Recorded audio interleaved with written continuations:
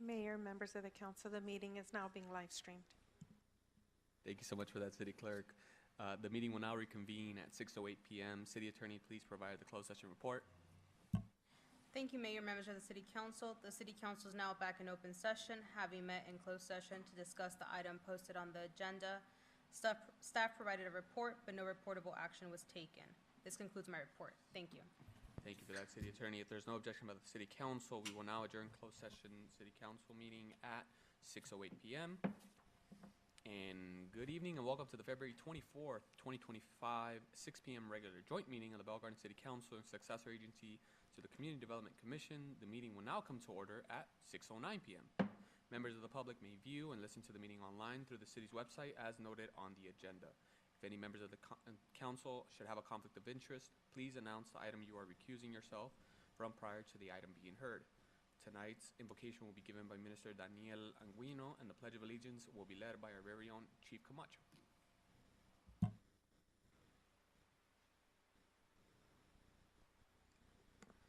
Good evening, everyone. City Mayor and council members, let us bow our heads as we come before God.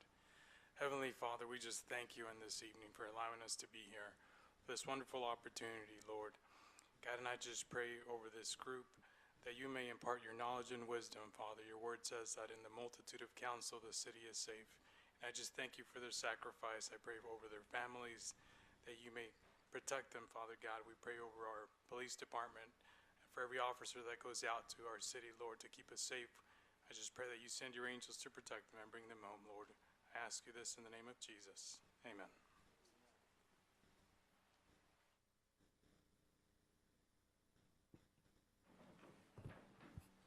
Face the flag. Place your right hand over your heart. Ready to begin. I pledge allegiance.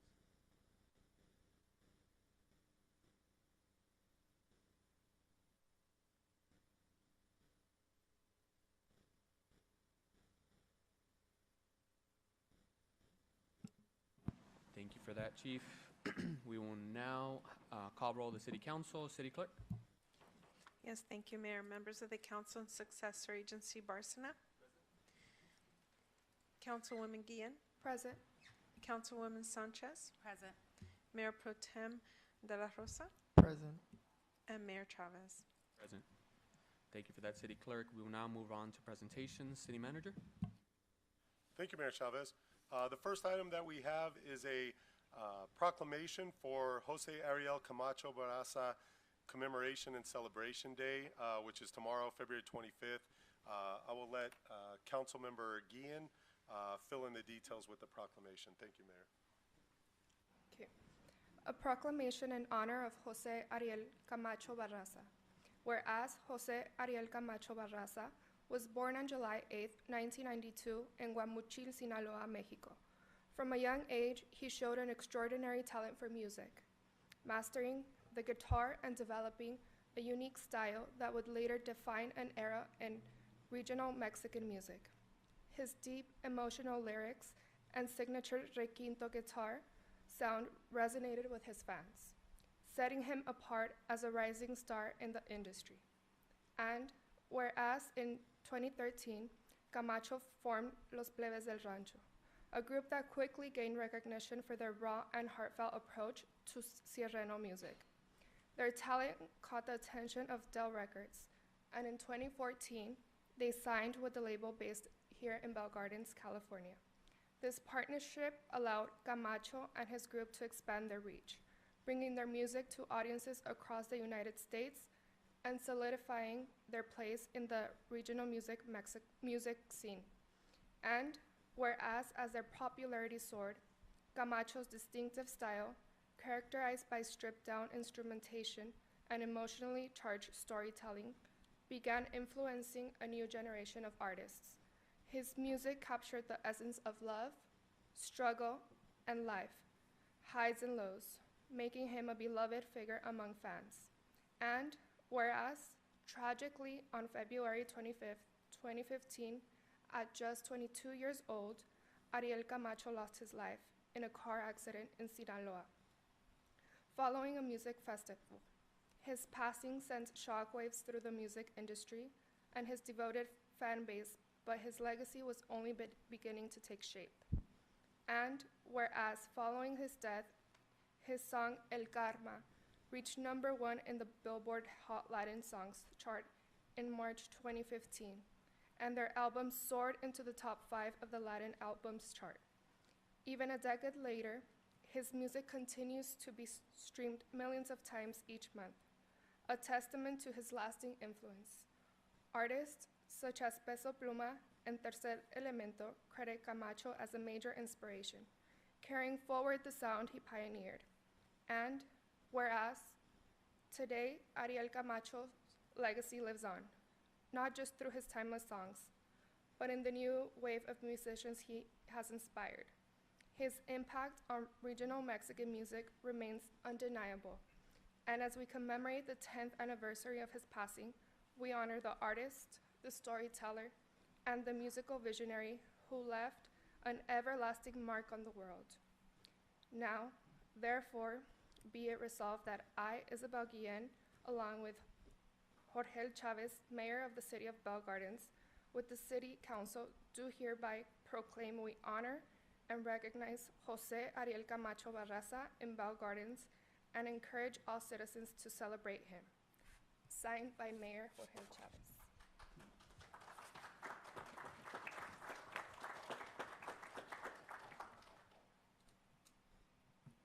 Great, thank you so much for that, Councilwoman. I believe we also have representatives from Dell Records here present. I'd invite them to speak if they want to share some words.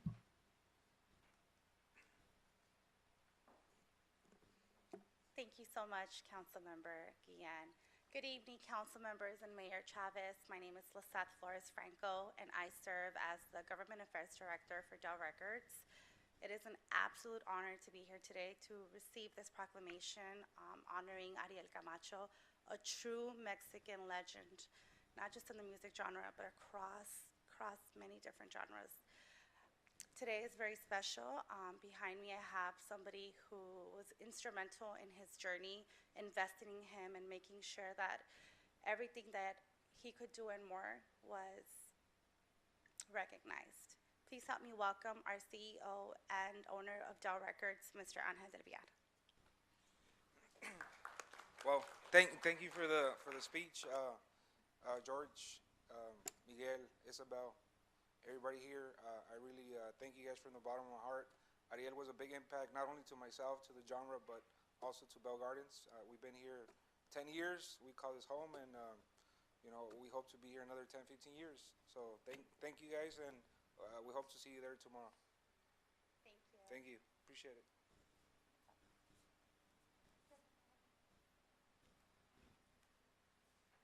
Well, I just want to say thank you. Thank you for believing in Bell Gardens and Ariel. And I know you've given a lot to our community, and I would just like to put that out there. Thank you.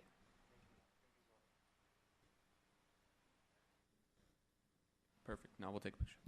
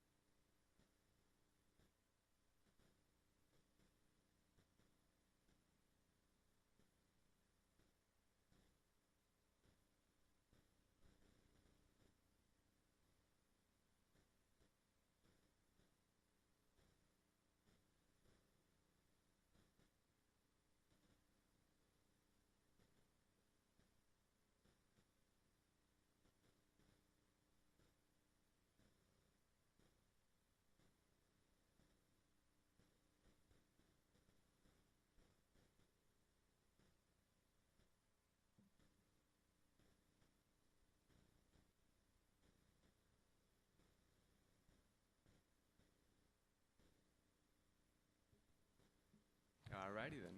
Thank you so much for that, Councilwoman Guillen and Dell Records for participating. Next presentation, I have a certificate of recognition for El Jalisciense, Taqueria El Jalisciense.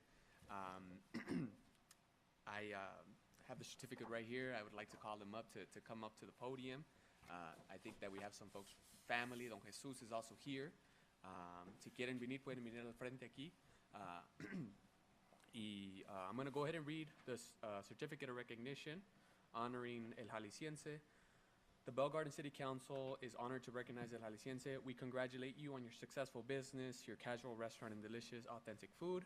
We wish you much success and prosperity for many more years to come. Signed, Jorel Chavez, Mayor of the Bell Garden City Council, February 24th, 2025. I wanna share that El Jalisciense has been a great partner for our community. They have 2 locations here in the city.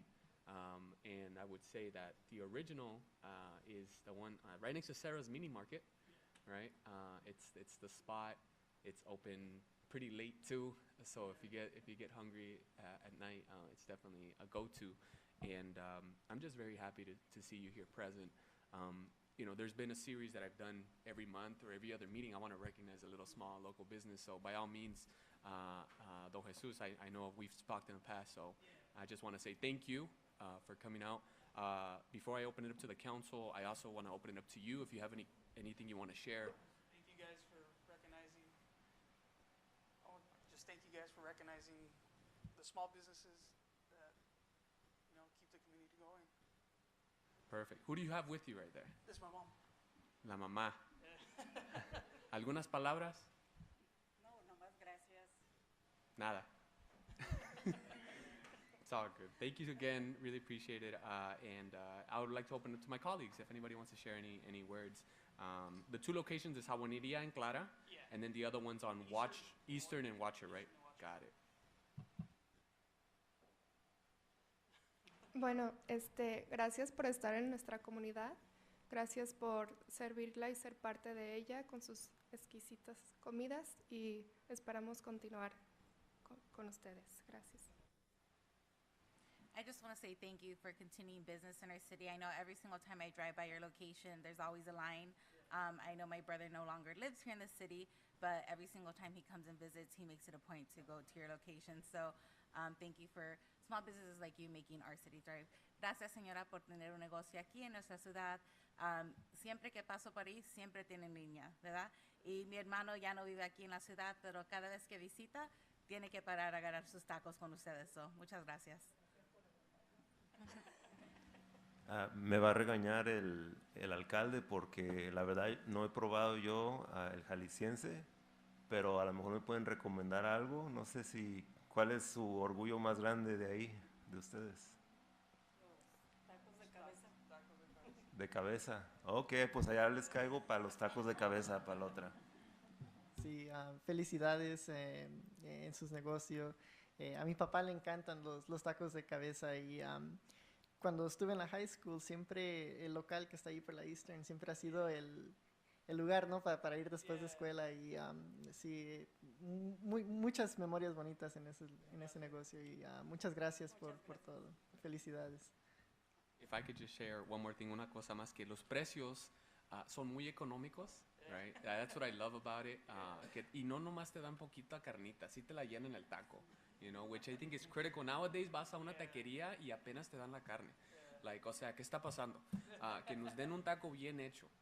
So, de nuevo, gracias. Y pues con eso los invito a tomaros una foto aquí enfrente.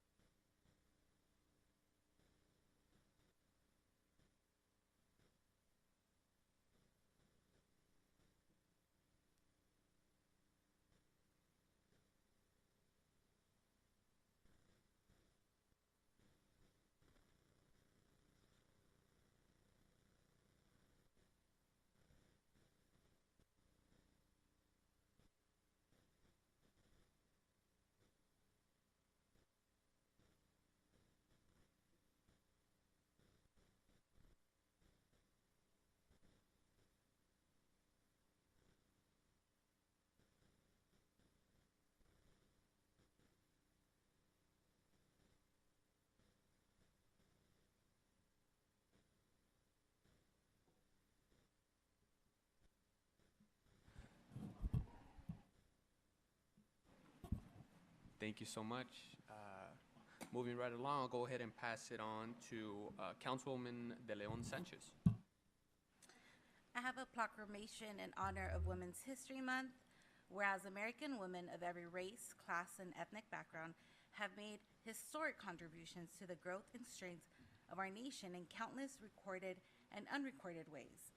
Whereas American women have played and continue to play a crucial economic, cultural, and social roles in every sphere of life of the nation by constituting a significant portion of labor force working inside and outside of the home. Whereas American women were particularly important in the establishment of early charitable and cultural institutions in our nation. Whereas American women have served our country courageously in the military. Whereas American women have been leaders, not only in securing their own rights of suffrage and equal opportunity, but also in the emancipation movement, the industrial labor movement, in the civil rights movement, and many other movements, especially the peace movement, which created a more fair and just society for all. And whereas despite these contributions, the role of American women in history has been consistently overlooked and undervalued in literature, teaching, and study of American history. Now, there it be resolved that Jorge Chavez, Mayor of the City of Bell Gardens, with the City Council, do hereby proclaim the month of March as Women History Month in Bell Gardens and encourage all citizens to celebrate, support, value, and respect all women. Proclaimed this 24th day of February 2025, signed by our Mayor, Jorge Chavez. Thank you so much for that.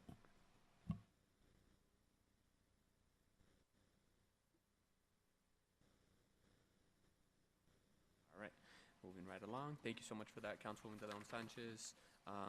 We will now begin item number 6.1. At this time, I will open the public hearing at 6:25 p.m. City Manager, please introduce this item. Thank you, Mayor Chavez.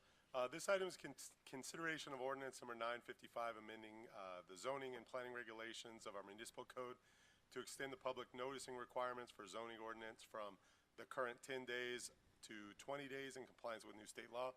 I'll turn it over to our Deputy City Manager, Community Development Director, so he can provide a little more detail. Thank you, Mayor. Thanks, guys. Thank you, Mr. City Manager. Honorable Mayor, members of the City Council. We just have a slide on here we're going to go ahead and put on there, but this should be a very brief item. As of January 1st, 2025, a new state law required all cities to amend their zoning code so that at the end of the day, we could change our noticing requirements from 10 days to 20 days. And keeping in mind that this only pertains to public noticing provisions for zoning ordinances applicable with the Planning Commission. So it does not affect your city council meetings. So again, effective January 21st, this is Assembly Bill 2904. And that's pretty much the summary of it. Not much more to that. Again, from 10 days to 20 days. So we do have to make sure that we're prepped ahead of time so that we don't miss a meeting and we have the applicants ahead of time, and again, for this legislative action. So if there's any questions, our city attorney is here to answer them. But other than that, it's pretty straightforward. Again, just increasing the time for public participation, make sure that people are aware of these legislative actions ahead of time.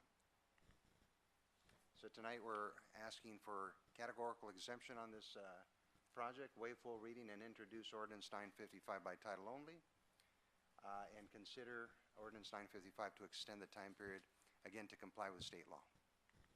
Thank you. Thank you for that, Deputy City Manager. We will now move to council member comments or questions or comments. Does any member of the council have any questions or comments?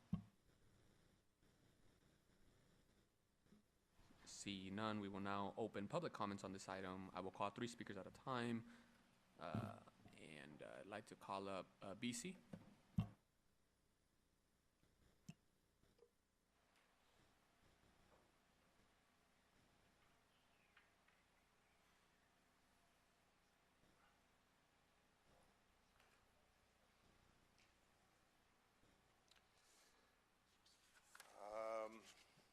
got the AI-generated prayer here. Thank you. Somebody might need that. Increasing the time for notification from 10 to 20 days per state law. Has there been any studies that showing that it would increase public participation? I mean, you have voter turnout in Bell Gardens at 30%. You think it's going to increase the voter turnout participation? There's no evidence of that. People have lost trust in you, especially you death cult Democrat Party loyalists. Nobody trusts you because you found out during the pot shop debate that it didn't matter what the residents said, whether they approved or disapproved. You looked down your nose at them, you were arrogant, you didn't care what they said, and you voted for the pot shops anyway. You had absolutely no evidence that it's going to increase reading skills, mathematics skills, claiming that it will help educational opportunities, especially at Red Ribbon Week in the schools. What do we tell them? What do we tell the kids at Red Ribbon Week? Oh, don't worry, go buy from the pot shop down there that the city council approved of, and they'll give us more money for educational opportunities here at school. In the meanwhile, families are destroyed, broken up, some cases fentanyl, people die. But you have said nothing about that. But to increase this for zoning, well, we know what Gavin Newsom does at the state level for zoning. You are just slaves on the Democrat Party plantation. You just follow the orders. There's nothing for you to rezone, as we found out over in Palisades. And Mayor Karen Bass, yes, those are the Newsom-Bass wildfires. No matter what the television commercials tell you, this is not the LA wildfires. It's the Newsom-Bass wildfires.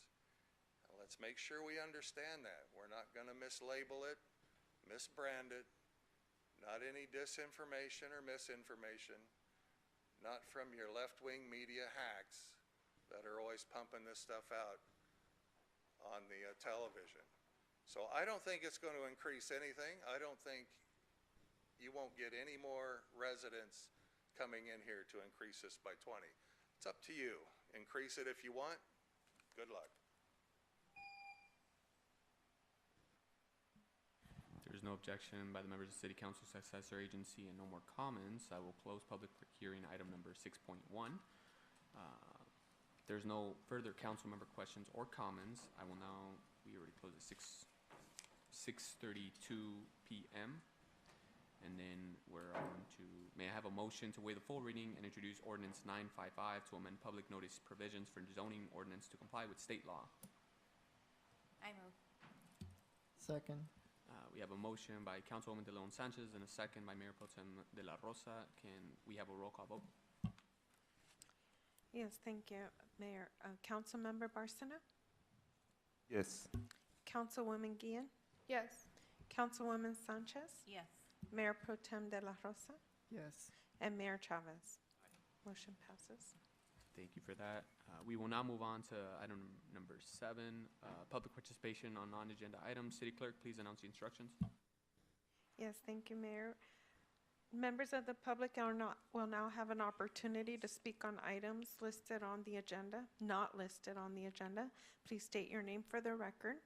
Each speaker is limited to 3 minutes, subject to an overall 30-minute period. Callers wishing to make a comment may do so at this time by dialing *9 from your phone, and when instructed, dial *6 to unmute yourself. Individuals joining through Zoom may request to make a comment by using the raise hand feature and select the unmute or microphone icon when instructed. We will first hear from speakers that are in person, and we didn't receive any written communication.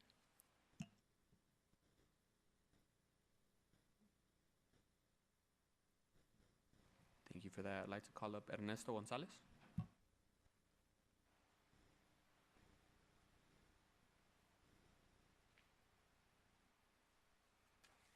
Good evening, Council. My name is Ernesto Gonzalez, and I'm here this evening to share the news of that the Friends of Montebello Unified School District's Foundation Annual Scholarship application filing period is open, and students can apply by visiting our website at friendsofmusd.org and click on available scholarships. Founded in 2012, we're a local nonprofit foundation that was started by business and community leaders and former MUSD teachers and administrators, with the purpose of providing financial support to students and for instructional initiatives of MUSD. We want to ensure that each student in the Montebello Unified School District is given the opportunity to receive an excellent education in order to become a productive and valuable member of society. Every year, FMUSD Foundation provides tens of thousands of dollars in scholarships, ranging between $1,000 and $3,000 to each student that meets their criteria and successfully completes the application and interview process. I'll just provide a quick summary of some of the requirements. They have to be an MUSD graduating senior, must demonstrate financial need, must be applying to a 2-year or 4-year school, minimum 2.75 GPA, a letter of recommendation, and they have the option of submitting a personal statement or a video submission. And we just want to make folks aware that all application information is kept confidential for the protection of all students and families. As a product of the district, I can say that we're dedicated to getting as many scholarships to as many MUSD students as possible, or as we possibly can. For more information, please visit our website at friendsofmusd.org or our Instagram profile at FMUSDF_scholarship. And we also respectfully request that the city share this information over its various outreach platforms, such as the newsletter or any sort of social media accounts. If this is possible, please let me know who to send this information to. So please help us spread the word, and here's an email that you can reach us at. It's fmusdfscholarship@gmail.com. And we're trying to specifically target Bell Garden students. Last year, unfortunately, it was the only high school that we weren't able to award scholarships to, so we're really trying to put in an extra effort to reach out to students in this area. Thank you. And I'll leave these here for your reference. Thank you. Thank you so much for that, Mr. Ernesto, and we'll be sure to share that on across all of our social media. And we also have an education commission that engages around Montebello Unified and our students, so we'll make sure that they know as well. Thank you for that. Next speaker, Carla Torres.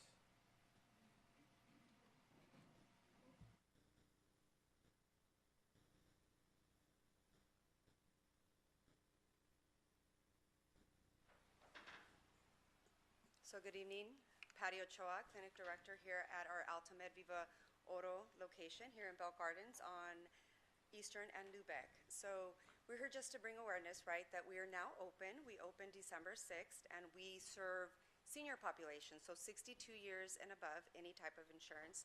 61 and below, the patients need to have Medicare. And so we are open. We're going to be having our grand opening soon, and we hope that you guys can join us soon. And we have some flyers here. We're having multiple events. You guys are more than welcome to come to my site and tour the site so that you guys can see our exam rooms that are designed for our seniors in mind. We have technology where we can have interpreters and project it onto the screen. We have big screens so that our patients can see their lab results and interact with the providers as well. And so we really want to just bring awareness that Altamed has made it to Bell Gardens. Yes. Just to share that as part of our community engagement, we're working very closely with community-based organizations and local businesses in the area. We're developing and implementing wellness programming, and we're very happy to participate with different local organizations as part of health fairs and other community activations. Please let us know, and you're going to see us around more often. Yes. And we have some flyers with some information that we would like to. If I may. Thank you for Mr. that. Mayor. Councilmember Borson? Just want to thank you guys for being here and promoting the services for our seniors. If you guys haven't met our Director of Recreation and Community Services, she's awesome. She will be able to connect you with more staff from our Family Services Center. Okay. And what they do is they refer people to services like yours. So please connect with them, and I appreciate you being here today. Thank you. Thank you, thank you. Thank you. Thank you again. Appreciate it. I'd like to call it BC.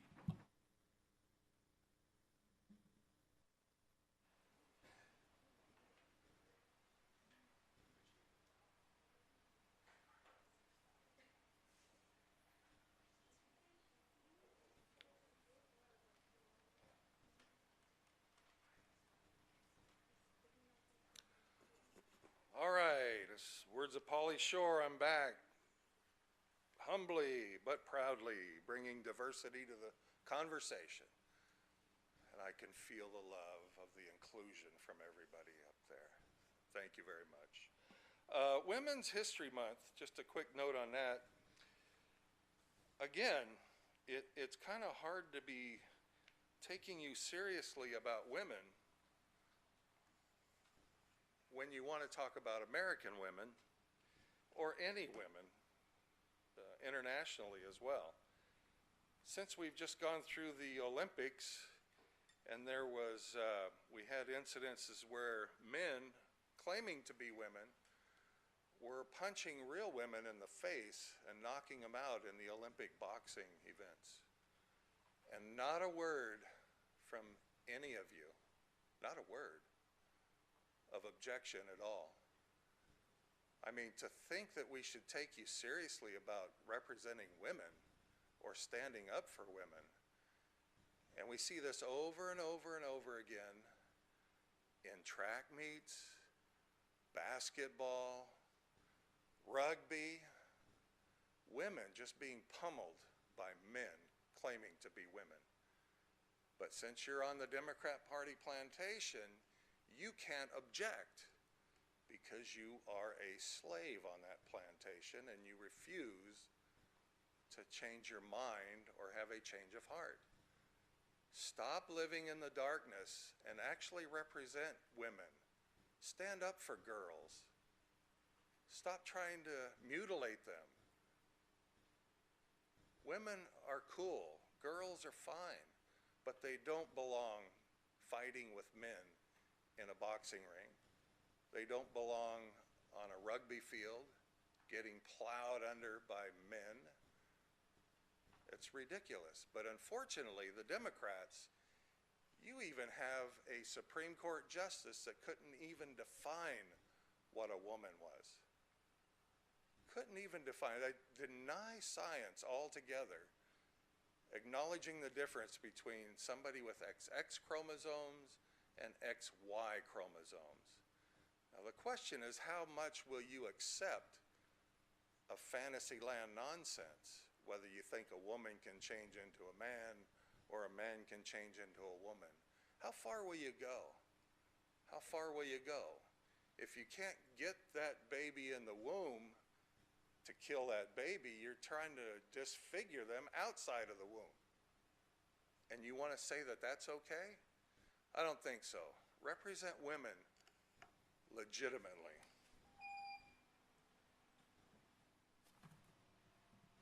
Thank you. If there's no objection by the members of City Council, I will close public participation on non-agenda items. City Clerk, please announce the instructions for public participation on agenda items. Yes, thank you. Members of the public will now have an opportunity to speak on items listed on the agenda. Please state your name for the record before addressing your comments. Each speaker is limited to 3 minutes. Callers wishing to make a comment may do so at this time by dialing *9 from your phone, and when instructed, dial *6 to unmute yourself. Individuals joining through Zoom may request to make a comment by using the raise hand feature and select the unmute or microphone icon when instructed. We didn't receive any written comments, and we will hear from members of the public that are physically present in the council chamber. Thank you for that, City Clerk. I'd like to call it BC.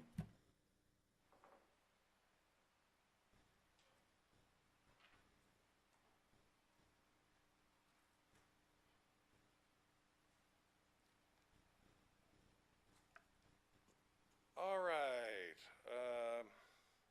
11.1, commission appointment list, vacancies.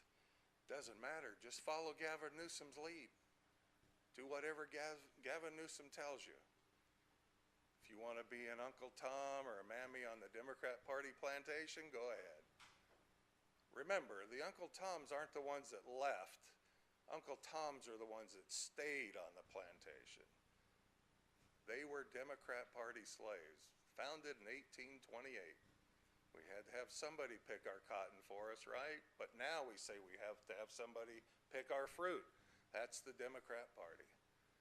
Still doing the same thing. So don't worry about any vacancies or planning commission. Just do whatever the white slave owner up there in Sacramento has for you. You follow his orders and don't stray from it either, or they will ostracize you. Maybe even worse. Mid-year budget review. Looks like revenues are projected to be a little lower by $3.4 million. And expenditures are projected to be higher by $508,000. If that's what that's talking about. The state is failing, county is failing, cities are failing because you won't create atmospheres in which businesses can thrive. And you do that by reducing taxation, rolling back regulations, adhering to rule of law and law and order. That's what has to be done, which is 180 degrees, totally opposite of what your narratives are. Change your mind. Come out of the darkness. Enjoy the new president we have, for crying out loud. He's doing a great job with Elon Musk, the Tesla guy. All of you want to drive a Tesla, right? Oh, now Sheryl Crow wants to sell her Tesla. She doesn't like a Tesla anymore. It's amazing how you can switch so easily. But the state is failing, the cities are failing. Create atmospheres in which people can thrive and have more power and liberty. Give it to themselves and follow the rule of law. Support, have the manager direct the police chief to work with ICE and deport illegal aliens in the city. But you do the opposite. You have a red card, which you're declaring yourself a sanctuary city. Yes. Oh, don't worry. Downey's doing the same thing. Change your mind. Come out and join the rest of us. Thank you. If there's no objection by the members of the City Council, I will close public participation. I'd like to pass it on to our city manager. Thank you, Mayor Chavez. Just going back a couple weeks since the last council meeting, on February 12th, we had an immigration workshop over at Ross Hall. There were about 60, 65 attendees, along with others that were watching online. I think it ended up going about 2 hours or so, maybe even 2.5 hours, so a lot of interest in that. On Monday, February 17th, City Hall was closed for President's Day. Always want to thank the employees that still worked or were on call that day to keep everything running smoothly throughout the city. On February 18th at 4 p.m. at City Hall, we had our monthly workshop for property owners. And at 6 p.m., the police department was already scheduled to hold a neighborhood watch meeting at Ross Hall. They had a focus on parking enforcement issues, and then also we used that opportunity to go back through the immigration issues that were discussed at the meeting the week before. On February 19th at 4 p.m. at City Hall, we held our monthly tenant workshop. Also on February 19th, we held our first planning commission meeting of 2025. I think that was the first meeting in 3 or 4 months. So there were some projects backed up there. There were several important matters that were discussed, including the redevelopment of a local business and consideration of 2 retail cannabis applications. On February 21st, we had a weekly resident art and yard sale that we have every Friday at Veterans Park. This time around, we also had the free farmers market, and I believe, according to our Recreation Community Services Director, there was 3,000 pounds of food that were distributed, and Support and Feed is looking to potentially provide more food based on the need, because they pretty much gave everything away. So I think that's a success. Tomorrow here at City Hall, February 25th, our local Toastmasters Club is meeting here at 6:30. Is our annual open house. So anybody here, any residents or anybody that's interested that may be listening, that would want to attend and just see what the club is about, meet new people, learn new skills. It's a comfortable environment. You can see how the club offers growth opportunities no matter what your speaking level is. And if you're a resident of Bell Gardens, the city will reimburse for the annual cost of membership with the Toastmasters Club. Again, that's tomorrow here at City Hall at 6:30 p.m. On Thursday, February 27th, we have a virtual town hall meeting for people to participate in. It's regarding our transit-oriented community-specific plan and zoning code update at 6 p.m. If you just go to Bell Gardens calendar, you can Google search that, or if you go on our app, click on calendar events, you'll see there's a registration link on February 27th for a Zoom meeting. It's easy registration. It's bellgardens.org/TOC register. TOC meaning transit-oriented community. On Wednesday, March 5th, we have a virtual meeting, another one similar for the Climate Action Plan. That one is at 6 p.m. Also registration link on our calendar page. On Thursday, March 6th at Ross Hall at 6 p.m., we have our first of 3 Mexican-American Opportunity Fund immigration workshops. This first one is a Know Your Rights workshop. So this is another one of the series of workshops that we're excited about. That will be in about a week and a half. Coming up as far as events go, it's been a little bit quiet on events since the holidays. So on Saturday, March 8th at 8:30 a.m., we have our annual 5K run and walk. If there's any residents out there that are interested in running or walking and the registration fee, they need assistance with that, if they contact the Recreation Community Services Department, they have scholarships and that available to help cover that cost if necessary. Also want to mention, the mayor's asked for a little while here if we can add some of the streets and infrastructure improvements that we do out there throughout the city, if we can add those to the calendar. So with a location and kind of mentioning what it is we're doing, whether it be street grinding, things like that. We post that on social media, usually if there's going to be an impact. But also this would just provide people information about projects that are going on throughout the city, council members, residents, businesses. Also, we had our RFP for strategic plan services. It closed about 10 days ago. We received 10 proposals. We're currently reviewing the proposals. Those will be brought back to the council at the next meeting on March 10th.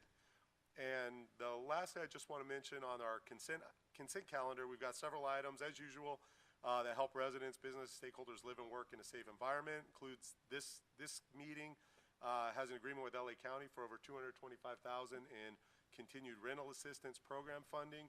We're seeking approval to solicit bids for over $4.5 million in construction projects for complete street improvements. So that'll help pedestrians, people on bicycles, and motor vehicles as well. We're also requesting approval to solicit bids for almost $1.5 million in residential street improvements that are funded by Measure R and Measure M. So all of these are resources that are being brought to the residents and businesses and other stakeholders in the city that don't come from the general fund, but that come through various grants and other funding means. With that, I'll thank you, Mayor. Thank you so much for that, City Manager. We will now move on to consent calendar. Does any member of the City Council, successor agency wish to pull an item for separate discussion? Seeing none, I will now call for a motion to approve items number 10.1 through 10.8 of the consent calendar. I move to approve. I'll second that motion. We have a motion by Councilwoman De Leon Sanchez, a second by Councilwoman Guillen. Can we have a roll call, please? Members of the council and successor agency, Barcena. Yes. Councilwoman Guillen. Yes. Councilwoman Sanchez. Yes. Mayor Pro Tem de la Rosa. Yes. And Mayor Chavez. Aye. Thank you for that. We will now move on to item number first item, discussion item 11.1, City Manager. Thanks again, Mayor Chavez. This item is the usual local commission appointment list. It's staff's recommendation that the council review the appointments list and by motion remove commissioners and or make appointments to the posted vacancies. Thank you, Mayor. Thank you for that. Anybody want to add, change on their commissions? I would like to appoint Ansli Preciado to the Youth and Recreation Committee, Commission. Any more changes or additions? I would like to appoint or add Mr. Samuel Perez to traffic and safety. Any more additions or changes? Okay, can we get a roll call, can we get a motion for those two additions? I motion to approve the two additions. Second. We have a motion by Councilwoman De Leon Sanchez and a second by Councilmember Barcener. I'll go ahead and just do, all those in favor say aye. Aye. Any opposed? Objections? I pass it. Thank you. Moving on to item 11.2, City Manager? Thanks again, Mayor Chavez. This item is an item we bring back on an annual basis as a fiscal year 24-25 mid-year budget review. So Manuel, our Administrative Services Finance Director, will provide a presentation, and also as part of the motion, after the presentation, we request approval of additional appropriations for ongoing projects that are generally funded from non-general funded sources. With that, I'll turn it over to Manuel to provide a presentation. Thank you, Mayor.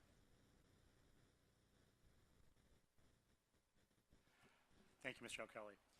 Honorable Mayor and members of the City Council, this evening I'll be providing a brief overview of our mid-year budget report for the current fiscal year 24-25. On this slide, we see the recent historical performance of the Bicycle Casino going back, starting from fiscal year 2021 to the current. As we can see, the Bicycle Casino reached an all-time high of $18.8 million in fiscal year 22-23. And a historical low of $6.7 million in fiscal year 2021 due to the significant closures as a result of the COVID pandemic. For the current 24-25 fiscal year, Bicycle Casino revenues were adopted at $19.8 million. However, actual revenue has been significantly impacted because of construction activities inside of the Bicycle Casino building, including high-limit gaming areas. As a result, we project fiscal year 24-25 Bicycle Casino revenue to come in at $15.8 million for the year.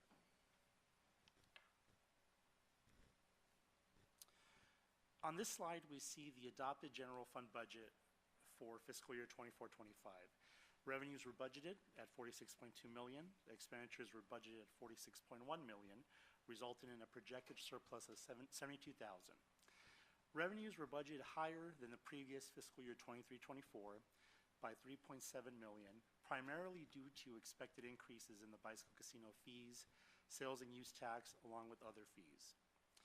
Expenditures were budgeted higher by $4.4 million because of increases to expenditure categories such as personnel services, contractual services, capital outlays, and departmental supplies.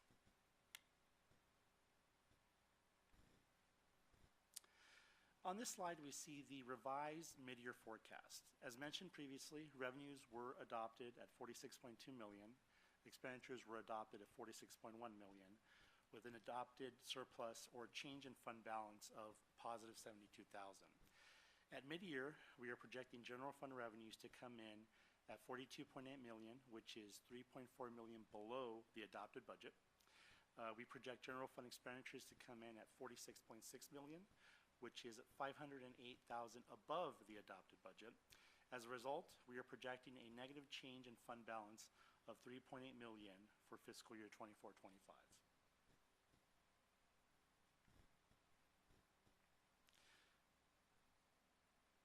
On this slide, we see in greater detail some of the forecasted changes in general fund revenue through the end of fiscal year 24-25. As previously mentioned, we are expecting a reduction in revenue of $3.4 million from the original adopted amount. On the right of this slide, you will see some of the line item revenue categories that have forecasted increases or decreases through the end of the fiscal year.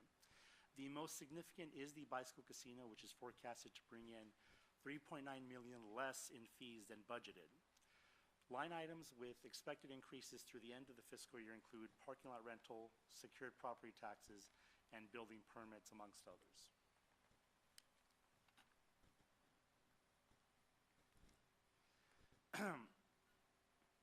On this slide, we see the forecasted changes in general fund expenditures through the end of fiscal year 24-25. As previously mentioned, we are expecting an increase in general fund expenditures of $508,000 from the original adopted amount. We are forecasting personnel expenditures to come in at or near budget. Personnel costs are currently being reviewed by city staff and management to ensure budget targets are reached. We see slight savings in the category of departmental supplies, and the most significant increase is in the category of contractual services, and this is due to the increased rate of the city's general and auto liability coverages through the JPIA, which is our coverage for the year. Manuel, if you hold on this Yes. slide just for a minute here. So the revenue part, I think we've talked as that was on the previous slide, but don't change it, Manuel. We brought an item about revenues about a month or 6 weeks ago to let the council know that looked like we have a shortfall. On the card room revenues, we kind of explained what the reason was as far as construction that was going on within the card room and that. This is on the expenditure side. That's the other side of the equation when it comes to the budget. So if you look at the personnel costs, the numbers are kind of small there, but we have a target we're also shows our forecasted actual expenditures. So we budget for the full complement of 158 full-time employees plus part-time employees, but we also assume that we'll have a 4.5% vacancy rate, which usually holds true. About any given time, we have 8 positions that are in some state of vacancy. There's a recruitment, somebody resigned. And so we're still always watching that as a target, so we make sure that we have some savings there. But as Manuel mentioned, this number normally would be almost right exactly at perfect, but the increases in our insurance rates through our CJPIA, I think are consistent with what people are seeing in insurance rates, even in their personal lives, in the 25–30% range, which is as much as $700,000 to $800,000 for the city of Bell Garden. So that's an ongoing cost that we'll have to include, higher than what's been budgeted for in the past when we put together the fiscal year 25–26 budget in the next few months. So thanks, Manuel. Thank you, Mr. O'Kelly. This next slide is a continuation of the previous, summarizing the changes in general fund expenditures, primarily personnel costs, departmental supplies, contractual services, thus the expected increase in general fund expenditures of $508,000 through the end of the fiscal year. This slide identifies some of the non-general fund appropriations that will be coming to council for approval in the next few months. These pertain primarily to capital improvement projects. These items are primarily grant and/or county allocated funds directed towards new or ongoing CIP projects. This slide provides an overview of budgeted capital improvement projects that were carried over from the previous year, 23–24. This includes the Aquatic Center amongst other projects as well. This next slide provides an overview of the city's fund balance. At June 30th, 2024, the city's fund balance is calculated at $35.4 million. As indicated, we are projecting a change in fund balance of negative $3.8 million because of the combination of lower forecasted revenues and higher expenditures through the end of the fiscal year. As a result, at June 30th, 2025, at the end of this fiscal year, we are projecting the city's fund balance to be at $31.5 million. In the future, and just one note, in the future, future fund balance is expected to reduce to approximately $17.5 million as a result of the Aquatic Center expenditures program to be completed, to complete the project. And Manuel, if you hold on to the slide here, just for the council's perspective, if you look at 2019–2020, the general fund balance was right in the $17–18 million range. It was built up over several years. I've mentioned this as part of our revenue presentation a few weeks back. That was purposeful with intent from the council, and then as far as staff developing a budget to build up the fund balance to cover our share, the general fund share of the Aquatic Center project. So, it's a $31 million project. We've secured over $16 million in funding. We still have $14 or $15 million that would need to be paid for from the general fund to finish for the construction costs. And we don't show a 25–26 projected, but if you did, you'd see that bar drop to almost exactly where the bar looked in fiscal year 2019–20. So essentially, I would liken this to is if somebody's saving up money in a savings account at home for a vacation they want to go on in 5 years, their big 20-year anniversary vacation. You save money for that purpose of paying for it, and the vacation comes. In this case, the pool gets built, and you write the check for the vacation. In this case, it'll be for the swimming pool. So it's a purposeful increase, and then it will be a purposeful decrease. But just so that nobody's alarmed or that it's not expected, the fund balance was $35 million at June 30th, 2024. After the shortfall in the revenue from this fiscal year, and then over the next 10 months or so, the remaining $14 million gets spent for the aquatic center. We'll be right back into the, we're projecting 17.5, so right in that $17, $18 million general fund range, which is roughly about 40% of our general fund expenditures in any given month. So it's still a reasonable fund balance to have. So thanks, Ben. Thank you, Mr. O'Kelly. And the final two slides are a tentative schedule for the preparation of the fiscal year 25-26 general fund budget. In March, we will begin the preparation process working with city departments and staff to identify the needs for 25-26. At the first council meeting in May, scheduled for May 12th, we will present a preliminary draft budget. This will be followed by a scheduled community budget workshop at Ross Hall, which is set for Wednesday, May 14th.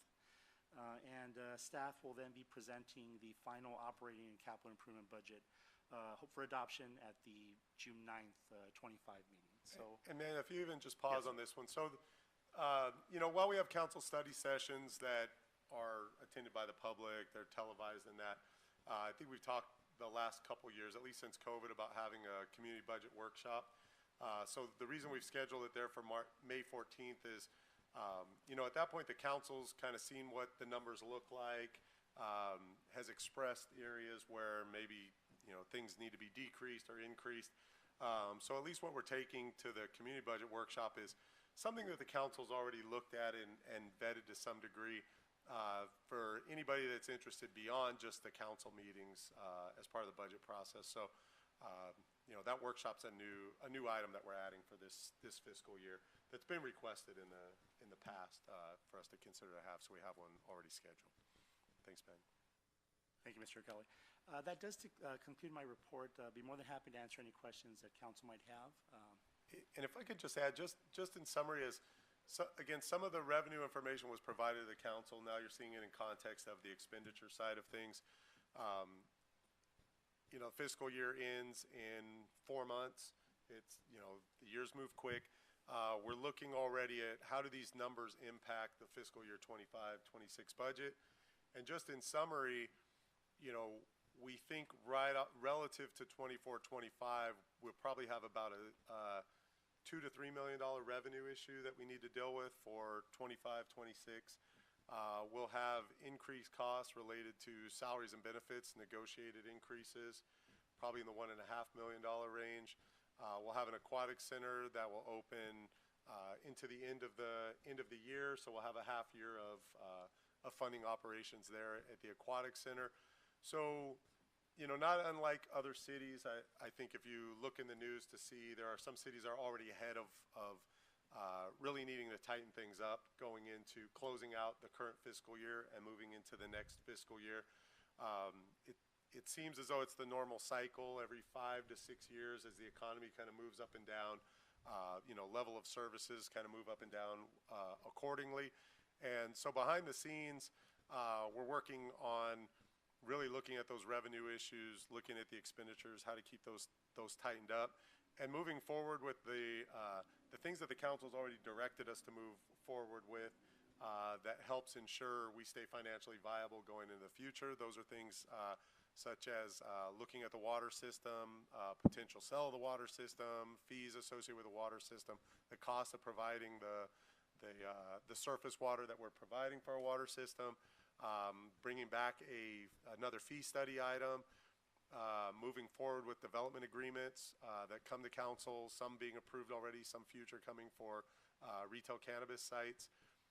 So working at this thing from a couple of different angles. We're not waiting until April, May when we start bringing things at council, but working behind the scenes on kind of a line item by line item detail basis. So with that, I'll stop talking, and as Manuel stated, turn it back over to questions for him from the council. Thank you, Mr. O'Kelly. Thank you so much for that, Manuel, and also City Manager for the presentation. Does any member of the council or successor agency have any questions, comments, discussion? Yeah, I have a comment. I want to thank whoever put the community budget workshop on there. And I'm not sure who it was, but I know that we've done it in the past or it's been brought up in the past. I think there's several ways to look at it. You know, some people worry that we're gonna mislead the community by making them think that they can actually ask for things that can get put on the budget. Well, maybe, right? That's arguable. But I think the most important part about this portion of the budget process and opening it up to the community is that education element. I've been sitting here for a few years already, and I can't tell you how many times I've had to hear comments from people that come to do the public comment accusing us, everyone, of stealing money, of mismanaging funds. And you know, I gotta say, I do think that a lot of that comes from like the lack of knowledge and understanding. But how can we expect our residents to be otherwise if we don't give them something like this budget workshop? So the only step that's missing is just making sure that we take advantage of it and that we funnel and encourage people to show up to the workshops. Yes, there's a chance that they can give us feedback and we will consider it and maybe it'll reshape the budget, but I think most importantly it's an opportunity to create that civic engagement that we keep mentioning. So whoever put it there, whoever's pushing for it, thank you, I appreciate it. Another thing is just wanted to share something personal. Through the many budget years that I've been here in the city, one of the most interesting things that I would kind of flag for the new council is the budget from the perspective of discretionary funds versus non-discretionary. That's always really, I feel like it provides like a clarifying perspective on where the money is going, because if you look at the full budget, it's a very large number, but a big chunk of that, we don't get to say where it goes. They're just like grants, you know, that are given to the city, and then the city needs to make sure that they spend it on the streets and parks and all that.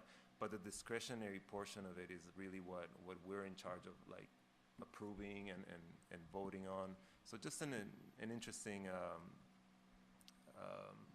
thing about the budget that I feel like we should keep in mind, the discretionary funds versus non-discretionary. And that's my comment. Thank you. Great. Anybody else want to make a comment, question? Okay. I'd like to make a comment, and I want to reiterate the point that Councilmember Barcena brought up in regards to the May 14, 2025 workshop. I'm happy to see it there. And I think in the past, we might have had a workshop, or I don't know if it was just like an information session, but I feel like with workshops, it's definitely, it's an opportunity to give information, but also take back information from the residents. I think in the past I've advocated for a workshop set up as and you know, it's usually called like a budget participatory workshop, where essentially you provide the residents like a pie, set up, you know, like a make up your own budget pie, and they sort of dictate where they want to see most of the programming or funding going to, as opposed to hosting a workshop where, you know, here's the budget and this is what's this is what's actually going to happen. So being a little bit more proactive and engaging in, you know, perhaps maybe breaking up the participants into different sessions, or, you know, having like a little piece of a white sheet on each board and dividing the groups. I think that's always engaging, and just kind of allowing them to say like how they would want to see their own funds used here within the city, if they want specific programs, right? And to the extent of their own experience, obviously, you know, different people are going to have different priorities, but ultimately we as a council could then take that and say, oh wow, you know, out of the 40, 50 people that attended our workshop, most of them said that they want to see more programming around senior services, right? Or, you know, they want to see more, I don't know, tree trimming around the parks, right? Or something like that. So I also wanted to ask, in regards to a stakeholder analysis survey that we do, is this around the time that's also going to be, yeah, how's that looking? Yeah, so we usually do that right at the end of March, early April. I think as part of the strategic planning, I was going through the last two. And one of the comments that's just interesting with the results that we've had in 2024 and also I think it was 22 is similarly what people end up, the way the order kind of rolls in, similarly matches up to the general fund budget. Not 100% correlation, but not dissimilar. So we'll be doing that here in the next, within the next 45 to 60 days. And then I think as you mentioned, hearing people at a workshop, if our survey is relevant or statistically significant in some way, which I think last year we determined it was to a fairly high degree, I think we would expect to see similar results from the survey too. So it would be another data point, for the council to utilize from the things you hear from residents, the things you see as a resident, as a council member, matched up with what does the stakeholder survey say, matched up with what you may hear in a community budget workshop. And I think they'll all triangulate into a fairly similar pie to what you've approved and adopted in with previous councils and previous budgets. Yes. I was going to say, I think the times that I know we've gone over it, it's like 80% of it tends to be 80 to 85, in terms of the priorities, but then you have that 15, 20 that might be different. And that's what we're always trying to chase after. What is the different things? What are things that we can improve or maybe just aren't, keen on to what's going on? In the past, I know when we brought this up, Councilmember Barcena and I, we've spoken about how the survey was done and whether or not the website, was it randomly generated? What were the list of priorities? So I know that could be a little bit too deep in the weeds, but I mean, when it comes to surveying, I mean, one little thing can shift the whole data, can shift the whole data points at the end, right? It could skew one thing differently and whatnot. But I think from the past, like the top three have been around public safety, affordable housing has been another big one. I would assume, and just based on our experience here, obviously passing the LACTMA item reimbursement, renters assistance has been huge, right? I think we have a wait list of 186 people trying to get rental assistance here in the city, right? I read it based on the reports that we get. So, I mean, there's a huge demand for that consistently. So, yeah, I'm interested in seeing that community budget workshop, and I would request that it's done in a style where it's much more engaging with the residents and directly trying to get feedback back from them as opposed to consistently telling them, oh, this is the budget and this is what the money's going to be used for. And instead, we want to hear from them and say, like, what do you want to do with your funds? Just an idea. And then obviously another data point, like the survey. Yeah. Anybody else want to make a, yeah, absolutely. I just want to thank staff for putting the budget together. I know that it's difficult, especially when we do see a deficit within our budget. We want to make sure that we have a healthy budget and that we have revenue, so that we're able to continue to provide services not only for our residents, but also, the employees that work here for the city. With that being said, it is a little concerning to see where we're projected and going, but I am hopeful seeing that over the course of the past few years, we were able to generate revenue. We were able to make our fund balance be expanded. So I'm looking forward to that happening as well. And thank you for mentioning the costs that we are putting into our aquatic center, because I want to make sure that we are transparent with our community. And I'm hoping that a lot of our community members will come out to the budget workshop to better understand how their money is spent. So I noticed that the city manager mentioned that, what is it called? The reserves were sort of like our savings for the vacation. Well, I don't want people to think that we're spending money on vacations over here. But one thing for sure is that our aquatic center is going to be uplifting our community from so many different perspectives. One of the most important ones for me is just the amount of opportunities for employment for our youth, right? Because an aquatic center, it employs from 25 to up to 30 people with the aquatic center that we have now.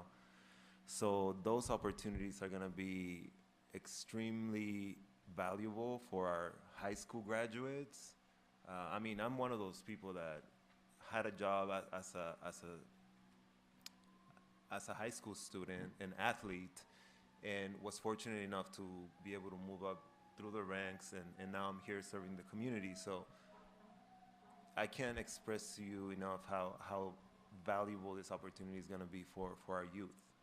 And hopefully we can encourage our residents to work here in their city, and just having those jobs there and that opportunity for kids to be in a healthy environment with role models that they can look up to. I mean, it's better than a vacation, so that's all I want to say.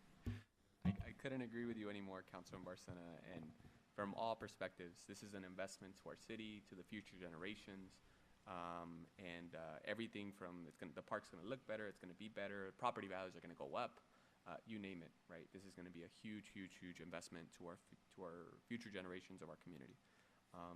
All right. Well, if there's go for it. I would like to thank the finance department for preparing such a thorough description of our budget, and making it not only that, but making it digestible, to the 10th of a thousand. That's great. And I'm very excited to see how the workshop is going to be presented to the people. Hopefully, it's in the same digestible manner, right? In processing these numbers. And thank you for going into detail, Mr. City Manager, about the cyclical patterns that we've seen in the past. And I was wondering if it'd be possible if you could go a little bit more into detail as to, why we're experiencing such, financial climate, and, and see how, we can be a little bit more prosperous in the future. Thank you. Did you want like 45 seconds right now? Or did you mean later, Mayor Pro Tem? I can go right now. I'll just say real quick, from a cyclical perspective, the typical municipal government in the United States, specifically in the state of California, relies on taxes for probably 70% of its general fund revenue. The other 30% are user fees. So if somebody wants to rent a canopy and a table at the park, they pay a fee for that. They want to pull a permit, they pay for the cost that it takes for the staff to put the permit together in accordance with the municipal code. Those are generally property tax, sales tax, utility user taxes, things of that nature. The city of Bell Gardens and other cities, but are somewhat atypical in that there's a large single source of general fund revenue. And so this would be similar to a smaller version of like in Anaheim, right? There's the Disneyland Resort, there's Anaheim Stadium, and there's the Honda Center. Our version of that is the bicycle hotel and casino and the card room revenues that are associated with it, and also even just land lease revenues that are associated with that single source as well. So that means that there's a positive from additional revenues that many other cities similarly sized and similarly located don't have. There's a level of service that is provided to the residents that isn't necessarily experienced in other places. A $31 million aquatic center, really fast police response time, really fast graffiti removal response time, really fast almost concierge response time relative to a lot of other cities that I don't take for granted. But I think sometimes people can take it for granted. If you live in the city long enough, you're just used to it being that way. So as the normal economic cycle goes, it seems every 5 to 7 years, the U.S. economy generally goes through some sort of a recessionary process that usually lasts 2 to 3 years. And so what does that mean for most municipalities? It means property taxes, if they increase at all, they don't increase at the levels that they were increasing. Sales tax decreases. One of the items that Manuel showed was sales tax. Our total sales tax revenue here in the city of Bell Gardens is about $8 million with the additional sales tax that was approved by the voters back in 2019. Our analysis there shows that with some consultants that we use that we expected sales tax to increase by roughly 4%, and it looks like there's a little bit of a pullback in the economy, that maybe that increase will only be 2%. Well, that means our budget has $300,000 or $400,000 of revenue that doesn't look like it's going to materialize. There's really through nobody's fault. You cannot compel people to go spend at the same level that they were spending before. So those are issues that, generally speaking, come up regularly. I think in Bell Gardens, one of the extreme versions of that was when COVID hit. Most cities saw a small decline in sales tax, not much of a decline, if any, in property tax, probably a decline in some user fees because the parks were closed and that. Unique to Bell Gardens in that it's a benefit to have a large single source of revenue when it's there, but it's also very traumatic when that single source of revenue just goes away completely. The impact is different on a city like Bell Gardens than an impact from some of our neighboring cities that don't have that large source of revenue. So really, in Bell Gardens, in any single source revenue dependent city, you've got to build up your fund balance higher than other cities may need to, which has been the case here. General recommendation throughout the U.S. is to have a fund balance that's roughly equal to about 25% of what you spend every year in the general fund. That would mean for the city of Bell Gardens, maybe $12 million, $11, $12 million, yet the number's $35 million. And even after building a new aquatic center and covering a shortfall, still be at almost $18 million. So those are some kind of unique challenges to Bell Garden mixed in with the normal ebb and flow of economic conditions. And what you normally see in most government agencies as revenues come up, services come up too. I could say in the time that I've been here at the City of Bell Gardens, I think we've gone from roughly 140 full-time employees budgeted to 158. It's 18 new employees. If I describe the services that those employees provide, they would be things that you would all recognize are related to ordinances that have passed, requests for services that have passed, funding sources that have become available. As funding starts to decrease and some of the funding goes away, most government agencies, including the City of Bell Gardens, starts to look at what are the things that we do that we don't have revenues directly provided for to do. What are things we don't have to do or that aren't as effective as maybe they were at the time those positions were created? So I think just to eliminate any alarm that may be there with a $3.9 million shortfall, just remember it's on a general fund budget of $46 million. It's about an 8% shortfall. It's not a 20%. It's not 30, 40%. It's 8%. So that is something that I think the council and the residents and the business owners and stakeholders should expect, that the city is nimble enough to be able to address and withstand an 8% decrease in revenues. That's a reasonable expectation that we're able to handle that, which I think we are, using all of the normal means and levers that we have. Obviously, the goal is to continue to grow revenues that protect services that are provided to the residents and potentially increases them. But also there's challenges that we don't control most of those revenues. Again, we don't control what people spend their money on that results in sales tax. Food and medicine don't count. People always buy those, but generally speaking, food at the grocery store and medicine, there's no sales tax related to it. You have to have the money to go out and buy food that's already prepared for you, whether it's from the taqueria that was here or McDonald's or something. Property taxes, we can do the things we could do to make Bell Gardens enticing for people to want to invest in, but we can't grow property taxes just on our own. So those are all the normal challenges. And I think just the final thing to say is it seems that there is a normal cycle going on here that's been a little bit delayed. Maybe people expected it 3 or 4 years ago, and COVID kind of put a whole different spin on it. And so, from the staff perspective and the council perspective, we should do everything we can do to make sure that we're, prepared to withstand that cycle and continue to provide services. And we're putting a lot of work into doing that. Thank you so much, Mike. I know it becomes a pretty sensitive topic when it comes to finances, and thank you so much for the breakdown. And I love when we speak about the finances portion, and it's in upkeeping that transparency. Thank you. Thank you so much for that, Mike. Anybody else have any questions, comments, points of clarification? Seeing none, may I have a motion, a second to receive and file the budget presentation? Motion to receive and file. Second. We have a motion by Councilwoman Guillen and a second by Mayor Pro Tem de la Rosa. All those in favor, say aye. Aye. All those Aye. opposed? Objections? All right, thank you. Ayes have it. Moving on to item 11.3. City Manager? Thanks again, Mayor Chavez. Continuing the financial motif of these discussion items, this is a consideration approval of a resolution approving a loan agreement with Hub Cities Consortium for financial assistance that's been requested. We've got a PowerPoint presentation that I'll run through here. So for background, the Hub Cities Consortium is a joint powers authority among 6 city members, including the City of Bell Gardens, Cudahy, Huntington Park, Linwood, Maywood, Southgate.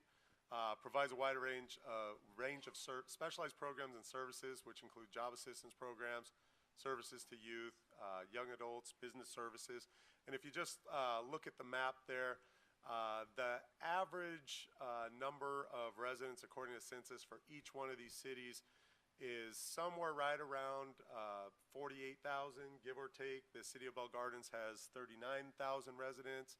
Southgate and Linwood have larger. I think they're into the 50s and 70,000 range. Maywood, Cudahy, smaller. There was a request from the Hub Cities Consortium.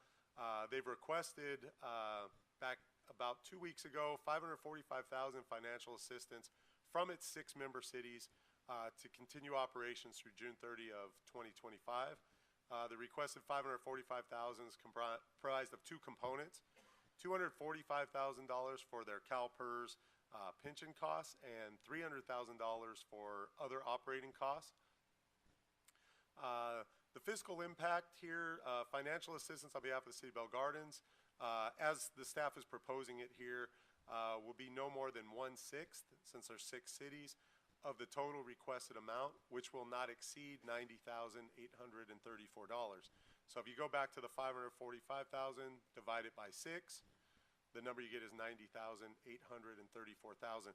So staff is requesting his authority from the council for a loan amount, and it doesn't just have to be in one setting, it could be parsed out for an amount not to exceed the city's 1/6 share. But if other Hub city members approve funding, loans, that's less than their 1/6 proportionate share, then the Bell Gardens loan amount would be lowered accordingly. That's the request that's there. Generally speaking, it seems as though there is definite interest in helping Hub cities pay for their CalPERS costs. Still working on the operating costs and the need based on their cash flow that may be coming from the county and other issues. So the point of this, though, is to allow them to continue to provide services through June 30 of 2025 while they're awaiting potential future funding from LA County and other sources as well. With that, it's staff's recommendation to adopt a resolution that would appropriate monies and authorize a loan from the general fund up to the $90,834 to reduce that amount accordingly to match what the other cities that are in the consortium are willing to provide. I can assure there's a lot of discussion going on with at the Hub cities, including our representative here on the council, and also from the city manager and finance staff, and working with Hub city staff, and also working with the other city managers at the other participating cities. So with that, I'd be happy to answer any questions. Thank you, Mayor. I'd like to open it for discussion. Any questions, comments? Is there a date when all the cities have to finalize whether they're going to agree to loan the money to Hub cities or not? There's some upcoming needs that I think have been used as a de facto date, nothing that's specifically set. But I can assure the council, and specifically the council member, but the council as a whole, that from the city attorney, city manager, finance, and also with our representative, that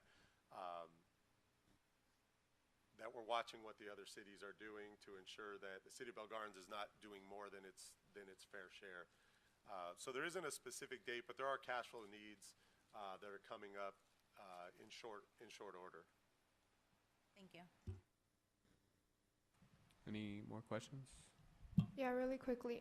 I know it said should the loan be granted, the services would be continued to, what was the exact date? Through June 30 of 2025, basically the end of the fiscal year. So Hub City's staff, in consultation with their board of directors, has come up with a dollar amount that they need to just ensure that they can stay open, continue providing services, while more permanent, long-term funding sources is solidified, or not. Any more questions, comments? All right, seeing none, may I have a motion, a second, to adopt the resolution appropriating a loan to Hub Cities Consortium and enter into a loan agreement? Move to follow staff's recommendation. I'll go ahead and second that. We have a motion by Councilmember Barcena, a second by Mayor Jorge. All those in favor say aye. Aye. Any opposed? Objection? All right. Seeing none, moving on. We'll go on to City Council Successor Agency comments, beginning with Councilmember Barcena. Thank you guys very much for all that you do in the city. I appreciate your hard work. Hang tight. I know that the political climate is intense, to say the least, but I do feel like we're gonna get through this, and yeah, thank you to my colleagues as well. That's all. Thank you for that. Councilwoman Guillen? Likewise, I share the sentiment. Thank you. I would like to give a special thanks to both Bernie and Chief. You guys have been so much help with, other graffiti removals. And, well, just thank you. And every time I hear about you, I hear wonderful things. So, thank you. Councilwoman Sanchez? I too want to thank the staff, but I also want to, we don't get a lot of civic engagement. We talked about that. We know we have some people watching online, but I do want to clarify that when certain individuals come into these chambers and make blanket statements about all of us here on the dais, usually I don't let it get to me and I let it go. But when certain things are said, regarding our character, how we are as people, I welcome the residents and I welcome individuals to have conversations with us, get to know us. What do we stand for? What are our priorities? Like, who we are as individuals sitting up here. We were elected to be here to represent our city, and we're doing the best job that we can, but to make blanket statements about us is not appropriate, and I invite that individual to come have a conversation with me. Thank you. Thank you for that, Councilwoman Sanchez. We'll go ahead and go with Mayor Pro Tem de la Rosa. I would like to thank all the departments for all their hard work. It's very noticeable. We had an eventful Planning Commission meeting as well. I want to thank Mr. Gustavo Romo, Chief, everyone in the departments. Thank you so much for your guys' hard work. Really appreciate it. Thank you. Thank you for that. As for my comments, I just want to take a moment and invite everybody to the 5K. Our 5K is scheduled for March 8th here in our great city. I invite everybody in attendance to participate and run the 5K, walk the 5K, whatever you want to do at the 5K. Definitely encourage you to do it. I will be doing it. I have ran the 5K for the past, this is going to be my fourth or fifth time. So it's exciting. It's one of my favorite events. I've gotten confirmations from our senator's going to be there. I reached out to our assemblywoman to also be there, and then our supervisor said that she was going to try to make it. So senator said she was going to run it too. So it'll be the first time. It's great to see Senator Gonzalez coming out. I'm going to follow up with her again and ensure that we have all of the logistics happening. But other than that, just again want to thank staff for all their hard work. Obviously, these going to these council meetings. I know Mike. Usually the week before, he's in here till 7, 8 o'clock, 9 o'clock even.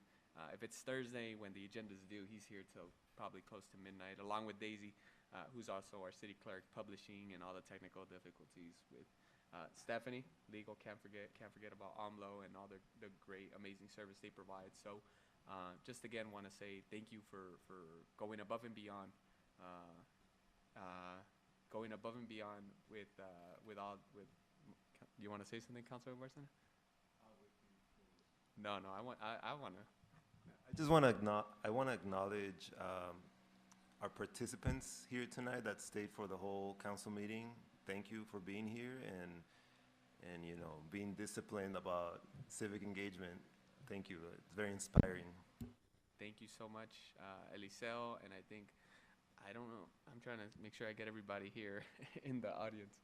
AMLO's also present here in the audience, and then also Mayor Pro Tem de la Rosa's family is also present. So second meeting in a row. We expect to see them now from now on. With that said, just thank you to staff for, once again, all your hard work. Appreciate it. It does not go unseen. And always know that here on behalf of the City Council, you have our support. All of you. So with that said, thank you again. And if there's no objection, if there's no more comments, I will go ahead and adjourn the City Council Successor Agency meeting at 7:39 p.m.